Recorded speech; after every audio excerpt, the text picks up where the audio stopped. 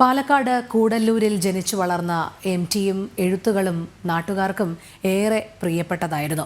പ്രദേശവാസികളുടെ പ്രതികരണത്തിലേക്ക്. എം.ടിയെ സംബന്ധിച്ചിടത്തോളം ഏറ്റവും പ്രിയപ്പെട്ട ഇടമാണ് അദ്ദേഹം ജനിച്ചു വളർന്ന കൂടല്ലൂർ. ആ കൂടല്ലൂരിലെ നാട്ടുകാർ ചേരുന്നുണ്ട്. എങ്ങനെയാണ് നിങ്ങളൊക്കെ എം.ടി എന്നൊരു വ്യക്തിയെ നിങ്ങളെ സംബന്ധിച്ചിടത്തോളം വളരെ ഒരു പ്രധാനപ്പെട്ട വ്യക്തിത്വമാണ്? അതെ, കൂടല്ലൂരിലെ ഒരു പ്രധാനപ്പെട്ട വ്യക്തിത്വമാണ് അദ്ദേഹം.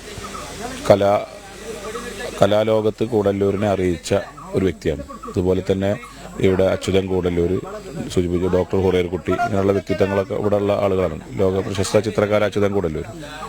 പിന്നെ എം.ടി അദ്ദേഹത്തിൻ്റെ ആ ചെറുപ്പകാലം മുതലുള്ള കഥകൾ ഈ നാടിനെ കുറിച്ച്, ഈ നാട്ടിലെ കൂടല്ലൂരിനെയും മനമൽക്കാവിനെയും അതുപോലെ തന്നെ കൊടിക്കുന്ന അമ്പലത്തെയും ഗുരുതിപ്പറമ്പിനെയും ഒക്കെ കുറിച്ചുള്ള കണ്ണാന്തളിപ്പൂക്കളെ കുറിച്ചുള്ള കഥകൾ, അതുപോലെ തന്നെ ഒട്ടനവധി കഥാപാത്രങ്ങൾ എം.ടിയുടെ, അതുപോലെ തന്നെ പുരാണ കഥാപാത്രങ്ങളെ തൻ്റേതായ രീതിയിൽ മാറ്റിക്കൊണ്ട് ഉള്ള ഒരു കഥ രചന, അതൊക്കെ മമ്മൂട്ടിയുടെ ചിത്രത്തിലൂടെയൊക്കെ നമ്മൾ കണ്ടതാണ്.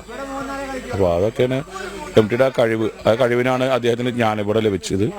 ആ ജ്ഞാനപീഠം ലഭിച്ചതിന് കൂടല്ലൂർ എന്ന ഈ പ്രദേശത്ത് നിന്ന് ഞങ്ങൾ അന്നത്തെ കാലഘട്ടത്തിൽ ഇവിടുത്തെ രാഷ്ട്രീയ സാമൂഹിക സാംസ്കാരിക രംഗങ്ങളിലെ പ്രമുഖർ പഞ്ചായത്തിൻ്റെ നേതൃത്വത്തിൽ അദ്ദേഹത്തിന് സ്വീകരണം നൽകിയിട്ടുണ്ട്. ഗംഭീര സ്വീകരണം അവിടെ നൽകിയിട്ടുള്ളത്. നിങ്ങൾ എവിടെയും പോകുമ്പോൾ കൂടല്ലൂരുകാരനാണെന്ന് പറയുമ്പോൾ എം.ടിയുടെ നാട്ടുകാരനാണ്? എം.ടിയുടെ പേരാണ് പറയുക. ഞാൻ തന്നെ പറയാം, ഞാൻ ഈ വാർഡിൻ്റെ മെമ്പറാണ്.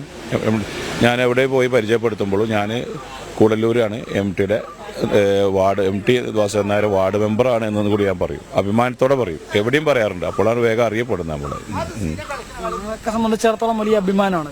തീർച്ചയായിട്ടും അഭിമാനമാണ്. എം.ടി. നമ്മുടെ നാട്ടുകാരനാണെന്ന് പറയുന്നതിൽ വളരെ അഭിമാനമാണ്.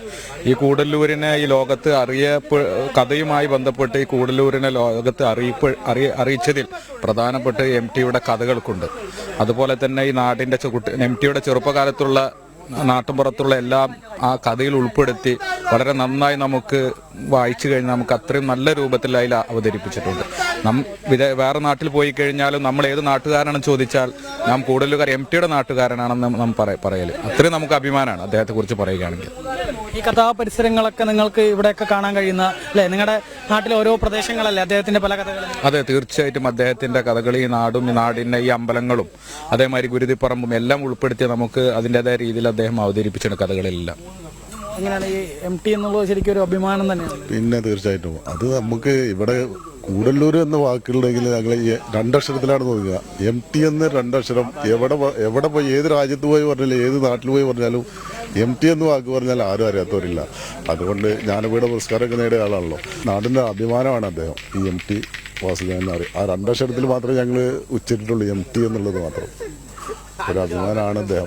ബന്ധുക്കളും മറ്റുള്ളവരൊക്കെ ഇപ്പോഴും ഇവിടെ തന്നെ അല്ലേ? ഇവിടെ കുറച്ച് പേരൊക്കെ ഇവിടെ തന്നെ ഉണ്ട്. പിന്നെ തറവാട് ഇവിടെ ഉണ്ടല്ലോ അദ്ദേഹത്തിൻ്റെ. പിന്നെ അദ്ദേഹം കഥ എഴുതായിട്ട് ചെയ്യുന്ന വീടാണ് ഇവിടെ തൊട്ടവിടെ നിങ്ങൾ പോയിട്ടുണ്ടാവും. പിന്നെ പുഴ, നമ്മളെ ഭാരതപ്പുഴ, ഇതൊക്കെ സംബന്ധിച്ചാണല്ലോ മനമക്കാവ് പ്രദേശം.